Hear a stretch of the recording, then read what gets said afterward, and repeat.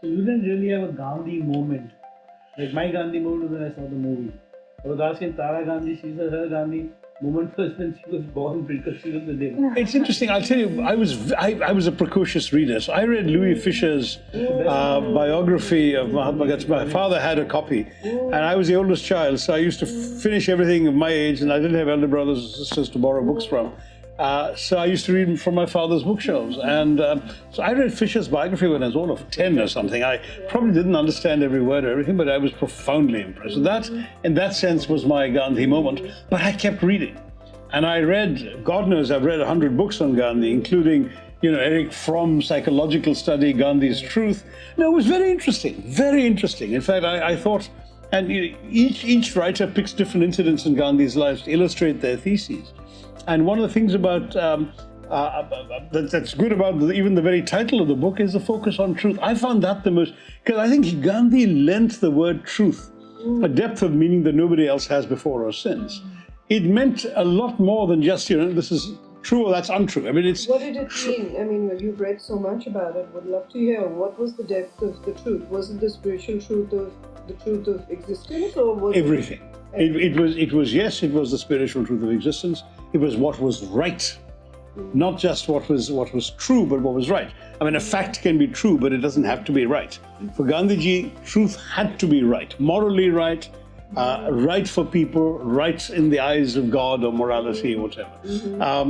And it was something you had to be prepared to fight for, in his case, prepared to die for.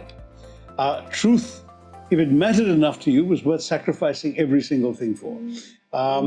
And this holding on to satyagraha, holding on to truth, was a profoundly Gandhian concept because it came from that reverence for truth. Wow. Very nicely said. Thank So you. to close, if you were to consider Gandhi's life and his message, if he were with us today, what do you think he would be focused on?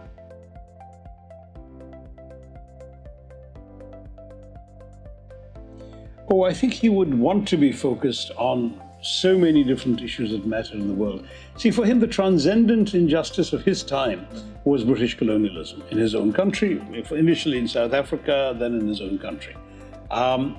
Thereafter, I would argue that if he had lived long enough, he would have taken a broader interest in issues of the world. He was deeply shaken by the Hiroshima bombing, for example.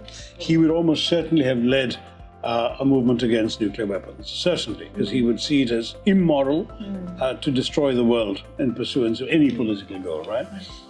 Today, I think he would want to end the wars in Ukraine, in Gaza, in elsewhere, and he would probably want to stand up against those things.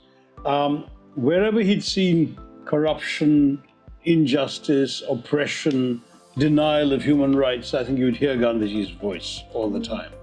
So, he would have been a thorn in the flesh of all sorts of bad people around the world, no question about it. Wow. He would have made a thorough nuisance of himself. Well, thank you for your I perspective. feel like asking one last question. Please. Can I go for it? I just want to know, what is it that you believe is your truth that you really want to stand for in the world?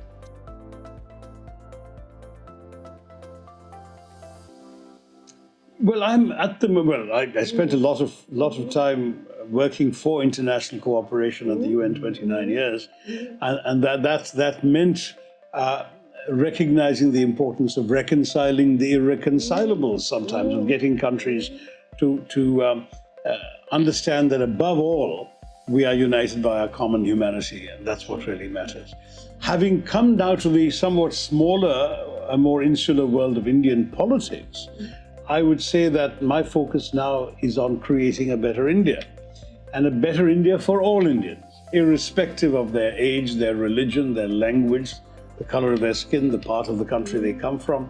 And that means, of course, fighting for diversity, for pluralism, for democracy, for human rights, that whole set of values that I think Gandhiji would not have disagreed with me on. But whether I can do it all through Gandhian methods, well, we didn't have a functioning democracy when he was alive, so he wouldn't have had these tools at his disposal. He'd have had other ones. But as I say, some things he could have used very well, like social media. I think he would have been a natural. Thank you all Thank for you coming. so Thank you much. so much. Oh, very nice to meet you. Thank you.